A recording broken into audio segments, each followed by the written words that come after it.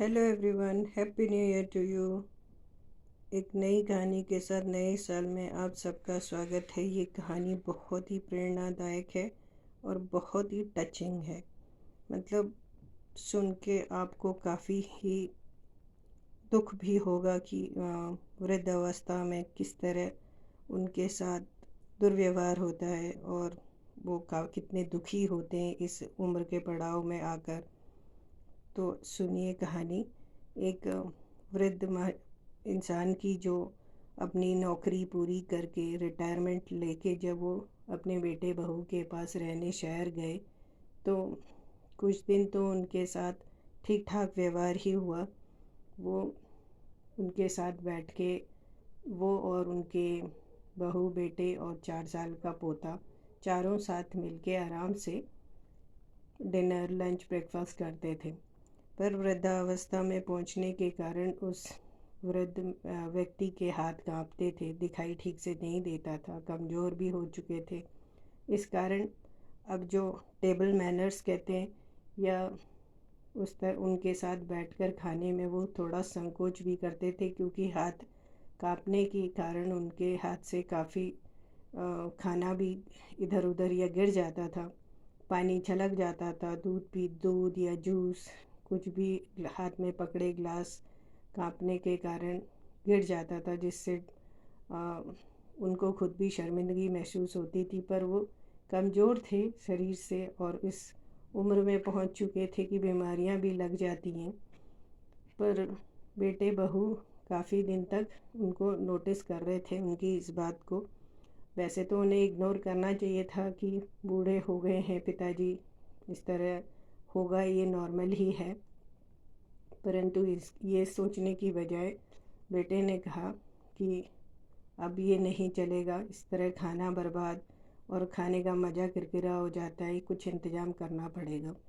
ये सोचकर, और अगले दिन जब खाने का वक्त हुआ, डाइनिंग टेबल पर सब आ गए, तो उनके लिए वृद्ध इंसान, उनके पिताजी के लिए बेटे ने ही खुद, बहू ने तो खाली हाँ पे हाँ मिलाई थी, लेकिन बेटा जो उनका खून है, उसी ने उनके लिए किनारे में, रूम के एक किनारे में एक छोटा टेबल लगा दिया और एक लकड़ी का बड़ा कटोरा, बाउल का, वो उसमें खाना दे दिया, ताकि उनके हाथ से कोई बर्तन जो पहले गिर के टूट जाते थे और चम्मच हाथ से गिर जाती थी, फोर्क गिर जाता था, तो अब उसकी जगह उन्होंने लकड़ी का कटोरा और लकड़ी का चम्मच दे के पिताजी के लिए अलग इंतज़ाम कर दिया रूम के किनारे में।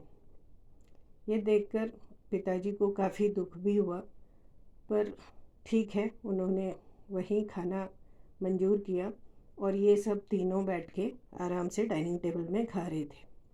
खाना ख़त्म हुआ तो अगले दिन बच्चे ने देखा कि दादाजी अकेले वहाँ बैठ के खाते हैं। उनकी आंखों में आंसू भी देखे। उन्हें दुख भी होता होगा कि मैं इस उम्र में पहुँच गया हूँ, इतनी मेहनत करके इनको पाला पोसा, आज यह व्यवहार मिल रहा है करके दुखी भी होते हैं। तो ये देखकर बच्चे को काफ़ी दया आई। उसने देखा और ज़्यादा कुछ नहीं समझ पाया, क्योंकि बच्चा छोटा था। लेकिन एक वक्त होता है जब बच्चों में भगवान भी होते हैं। तो बच्चा अगले दिन जैसे ही खाने का वक्त हो रहा था, उससे पहले कुछ काम में व्यस्त था। पिताजी ने भी देखा कुछ कर रहा है और उसके पापा बोल पड़े, बेटा क्या कर रहे हो?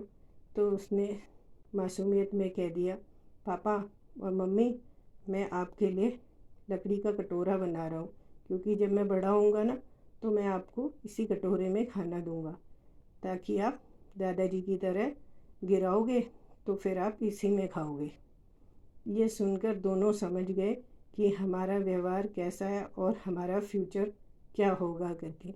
उन्होंने पिताजी से माफ़ी मांगी और अपनी इस गलती का एहसास करते हुए दोबारा से सब लोग मिलके एक साथ डाइनिंग टेबल पर बैठकर खाने लगे। इससे ये सीख मिलती है कि बड़े उपदेश तो दे देते हैं बच्चों को, ये करो, ये ना करो, ये मॉरल वैल्यूज़ हैं, लेकिन खुद उन पर कभी भी अमल नहीं करते, सिर्फ उपदेश देते हैं। बच्चों बच्चों में भी भगवान होते हैं। बच्चों की कही हुई बातें उनमें भी ध्यान देना चाहिए कि बच्चे क्या कह रहे हैं। उनको एक सीख दे दी बच्चे ने कि वो गलत राह पे जा रहे हैं, गलत कर रहे हैं अपने वृद्ध पिताजी के साथ। इसलिए कुछ गलत करने से पहले ये सोच लें कि उनका फ्यूचर भी यही होने वाला है गलत करने से पहले। इसलिए ऐसा नहीं करना चाहिए। अपने बड़े बुजुर्गों या माता पिता का सम्मान करना चाहिए। उनको जितना मदद, जितनी सपोर्ट, जितनी हेल्प हो और जितना सम्मान हो देना चाहिए, क्योंकि माता पिता का स्थान गुरु देवता उनसे भी पहले है। अगर ये सब लोग समझ जाएं तो ये दुनिया कितनी खुशहाल हो जाए।